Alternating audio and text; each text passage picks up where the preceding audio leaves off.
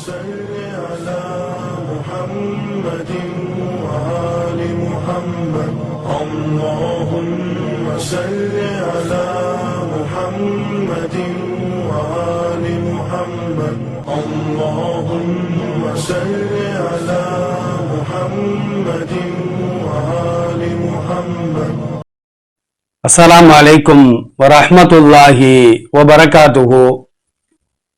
அல்ஹம்துலில்லாஹ் வஸ்ஸலாத்து வஸ்ஸலாமு அலா ரசூலில்லாஹி அம்மா பஅத். கண்ணியத்திற்குரிய எல்லாம் அல்ல அல்லாஹ்வின் நல்லடியார்களே, பாசத்திற்குரிய இஸ்லாமிய பெரியோர்களே, தாய்மார்களே, சகோதர சமுதாயத்தை சார்ந்த அருமையான சகோதர சகோதரிகளே, எல்லாம் அல்ல அல்லாஹ்வின் மாபெரும் கிருபையினால் அமானிதம் சம்பந்தமான செய்திகளை தொடர்ந்து நாம் பார்த்து வருகின்றோம். அந்த வரிசையிலே ஒவ்வொரு கணவன்மார்களும் தங்கள் மனைவிமார்களுக்கு செய்ய வேண்டிய கடமைகள், அமானிதங்கள் என்னென்ன என்பதை அல் குர்ஆன் அல் ஹதீஸின் வாயிலாக நாம் பார்த்து வருகின்றோம். சிறந்த கணவனுக்கு இலக்கணத்தை முஹம்மது ஸல்லல்லாஹு அலைஹி வஸல்லம் அவர்கள் கூறுகின்ற பொழுது, நீ சாப்பிடுகின்ற உணவை நீ சாப்பிடும் பொழுது உன் மனைவிக்கும் கொடுக்க வேண்டும். அவள் வாயில் ஒரு கவளம் உணவை ஊட்டுவதை கூட தர்மம் என்று நபி ஸல்லல்லாஹு அலைஹி வஸல்லம் கூறிவிட்டு, நீ அணிகின்ற உயர்தரமான ஆடையை போன்று உன் மனைவிக்கும் அவளுக்கு தோதுவான ஆடையில் உயர்ந்த ஆடையை நீ வழங்க வேண்டும். அடுத்து நபி ஸல்லல்லாஹு அலைஹி வஸல்லம் சொன்னார்கள், உன் மனைவியை கொச்சைப்படுத்தி கேவலப்படுத்தி பேசுவது கூடாது. பிரச்சனைகள் வருமானால் 4 சுவர்களுக்கு மத்தியிலே அந்த பிரச்சனையை தீர்த்து கொள்ள வேண்டுமே தவிர 4 நபர்களுக்கு மத்தியிலே ஒருவர் மற்றவரை கேவலப்படுத்துவது கூடாது. இது ஒவ்வொரு ஆடவர் மீதும் ஒவ்வொரு கணவன்மார்கள் மீதும் கட்டாய கடமை, அது அமானிதமாக இருக்கிறது என்பதை சென்ற தொடரிலே நாம் பார்த்தோம். இவை மாத்திரமல்ல, ஒவ்வொரு கணவனுக்கும் இன்னும் சில கடமைகள், அதாவது அமானிதங்கள் இருக்கிறது. மனைவி தங்குவதற்காக வசதியான, தன்னுடைய வசதிக்கு ஏற்ப ஒரு வீட்டை அமைத்துக் கொள்ள வேண்டும். கை நிறைய காசு இருக்குது, சொந்த வீடு வாங்க முடியும், அல்லது ஒரு நல்ல ஒரு பெரிய வீட்டை வாடகைக்கு பிடிக்க முடியும் என்று சொன்னால், பணத்தை எல்லாம் வைத்துக் கொண்டு ஒரு குடிசையில் தெரு ஓரத்தில் மனைவியை தங்க வைப்பது கூடாது. அது அமானிதத்திற்கு ஏற்படக்கூடிய மோசடி. பெரும்பாலான வீடுகள்ல காற்றாடி இருக்கும், அதே நேரத்தில் குளிர்சாதன பெட்டி இருக்கும், எதையுமே பயன்படுத்த விட மாட்டார்கள். மின்சாரம் அதிகமாக செலவாகும். நீ காற்றாடியை போடுவது கூடாது, ஏசி போடுவது கூடாது, விளக்குகளை எரிப்பது கூடாது, சமையல் எரிவாயுவில் நீ சமையல் செய்வது கூடாது, விறகு அடுப்பில் தான் நீ சமையல் செய்ய வேண்டும். இருந்தும் கூட, பணம் இருந்தும் கூட, வசதி இருந்தும் கூட மனைவியை கஷ்டப்படுத்தக்கூடிய ஆண்களையும் இன்றைக்கு நாம் சமுதாயத்திலே கண்கூடாக பார்த்து வருகின்றோம். நல்ல அரிசி வாங்கி சாப்பிடுவதற்கு வசதி இருந்தும் விலை குறைந்த ருசி இல்லாத உணவை ஒரு கணவன் மனைவிக்கு கொடுப்பாரையானால் அவர் அமானிதத்திற்கு மோசடி செய்கிறார். அல்லாஹ் திருமறையிலே என்ன சொல்லுகின்றான்? ஒவ்வொரு ஆடவரும் தன் வசதிக்கு தக்கவாறு தன் மனைவி மக்களுக்கு செலவு செய்யட்டும். அல்லாஹ் கட்டளையாக சொல்லி காட்டுகின்றார். எனவே வசதியான வீடு, ருசியான உணவு, நல்ல ஆடைகள். மனைவிக்கு சுகமில்லாமல் போய்விட்டதா, நல்ல மருத்துவம் செய்ய வேண்டும். நல்ல மருத்துவம் செய்வது ஒவ்வொரு கணவனுக்கும் கட்டாய கடமை. திருமணத்திற்கு பின்னால் அந்த மனைவி, நான் படிக்கப் போகிறேன், மதரசாவிற்கு ஓதச் செல்கிறேன் என்று கல்வி கற்பதற்காக அனுமதி கேட்பார்களேயானால் அந்த கல்வியை ஊட்டுவது, கல்வி கற்றுக்கொள்வதற்காக அவர்களை, அந்த பெண்களை மதரசாக்களுக்கு, பள்ளிக்கூடங்களுக்கு அனுப்புவது கணவனுக்கு அமானிதம், கட்டாய கடமை என்பதையும் இந்த மார்க்கம் தெளிவாக சொல்லி காட்டுகிறது.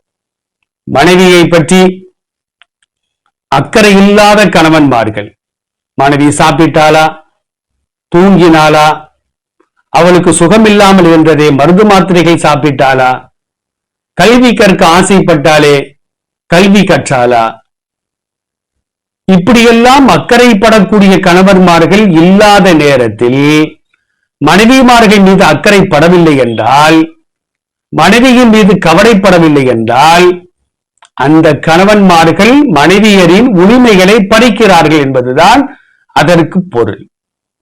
என்றைக்கு மனைவிக்கு கொடுக்க வேண்டிய, அந்த செய்ய வேண்டிய கடமைகளையும், மனைவிமார்கள் கேட்டு பெற வேண்டிய உரிமைகளை கேட்டும் கொடுக்கவில்லை என்று சொன்னால், அந்த கணவன்மார்கள் அமானிதத்திற்கு, மோசடி செய்த குற்றத்திற்கு ஆளாக்கப்படுவார்கள் என்பதை மார்க்கம் நமக்கு தெளிவாக சொல்லி காட்டுகின்றது. அல்லாஹ் ரப்பல் ஆலமீன் அல் குர்ஆனிலே 4வது அத்தியாயம் 34வது வசனத்திலே என்ன சொல்கிறான்? அர்ரிஜாலு கவ்வாமூன அலன் நிசாயி, ஆண்கள்தான் பெண்களை நிர்வாகம் செய்வார்கள். ஏன் நிர்வாகம் செய்வார்கள்? அதற்கு 2 காரணங்களை அல்லாஹ் கூறுகின்றார். அந்த 2 காரணங்களில் ஒரு காரணம் என்ன? பிமா ஃபத்தலல்லாஹு பஅலகும் அலா பஅலின், அவர்களில் சிலரை விட அல்லாஹ் மேன்மையாக்கி வைத்திருக்கிறார். பெண்களை விட ஆண்கள் மேன்மையானவர்கள், சில விஷயங்கள்ல, எல்லா விஷயங்களிலும் அல்ல.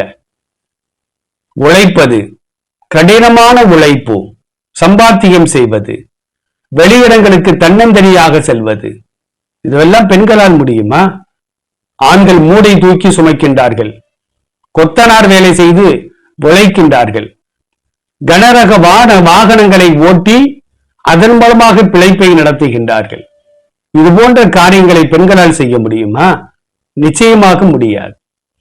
அப்ப இந்த விஷயத்தில் பெண்களை விட ஆண்கள் தான் மேன்மையானவர்கள். பிமா ஃபத்தலல்லாஹு பஅலகும் அலா பஅலின், அவர்களில் சிலரை, அதாவது பெண்களை விட ஆண்களை அல்லாஹ் சிறப்பாக்கி வைத்திருக்கின்ற காரணத்தினாலும், வபிமா அன்ஃபகு மின் அம்வாலிஹிம், அம்பாலிஹிம், அந்த ஹிம் என்ற வார்த்தை ஆண்பாலை குறிக்கிறது. இந்த ஆண்கள், இந்த கணவன்மார்கள் தங்கள் பொருளாதாரத்தில் இருந்து அந்த பெண்களுக்கு செலவு செய்கின்ற காரணத்தினால், செலவு என்று சொன்னால் திருமணத்திற்கு பின்னால் ஒரு மனைவி அவளுக்கு தேவையான அத்தியாவசியமான எந்த ஒரு பொருளை கேட்டாலும் அதை வாங்கி கொடுப்பது கணவன்மார்களுக்கு கட்டாய கடமை.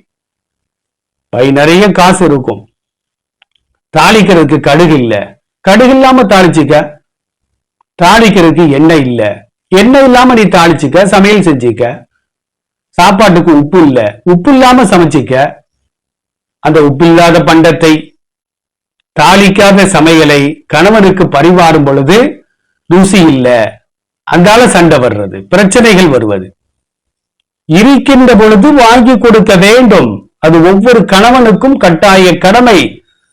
எனவேதான் நீங்கள் அந்த பெண்களை நிர்வாகம் செய்கின்றீர்கள் என்று அல்லாஹ் ரப்பல் ஆலமீன் 2 காரணங்களில் ஒரு காரணத்தை இந்த ஆண்கள், இந்த கணவன்மார்கள் தங்கள் பொருளாதாரத்தில் இருந்து செலவு செய்கிறார்கள் என்று அல்லாஹ் குறிப்பிடுகின்றார். அப்ப செலவு செய்வது அமானிதம் இல்லையா?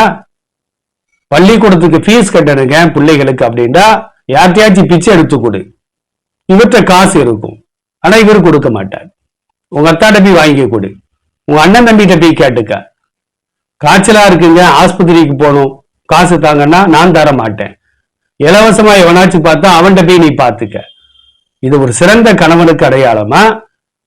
சிறந்த கணவனுக்கு இலக்கணமா?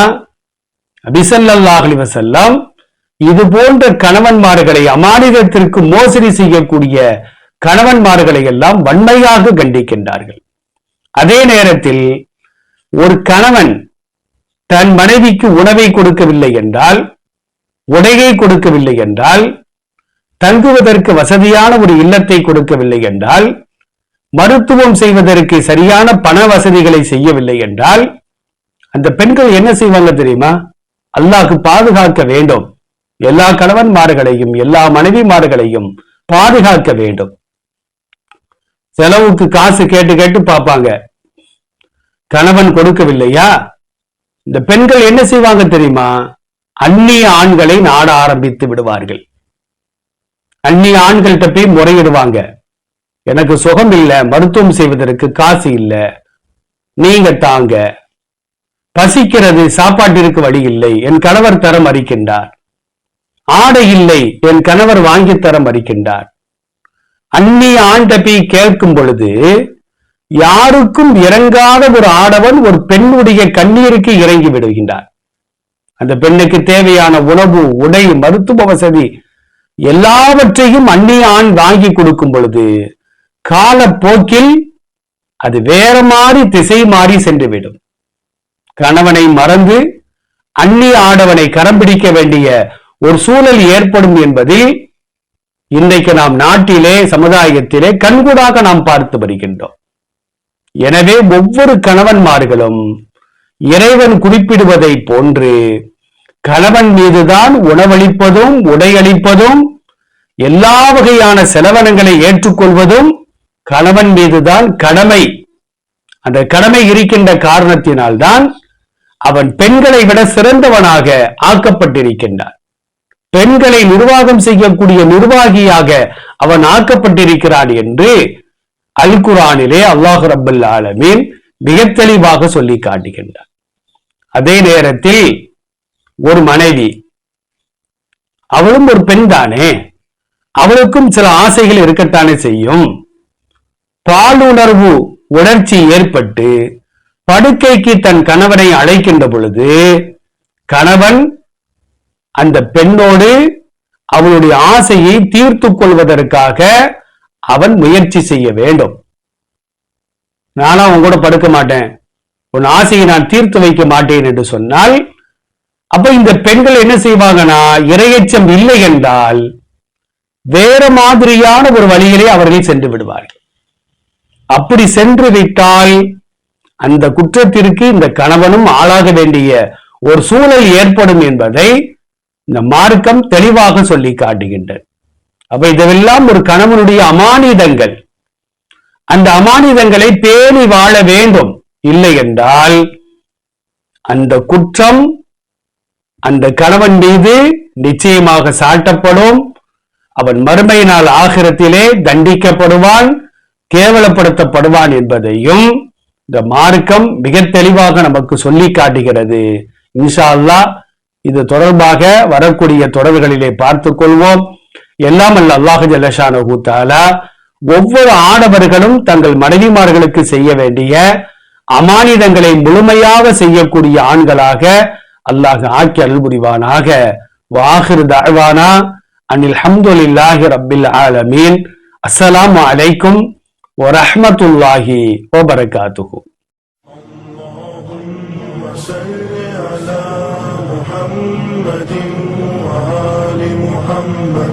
اللهم صل على محمد وآل محمد.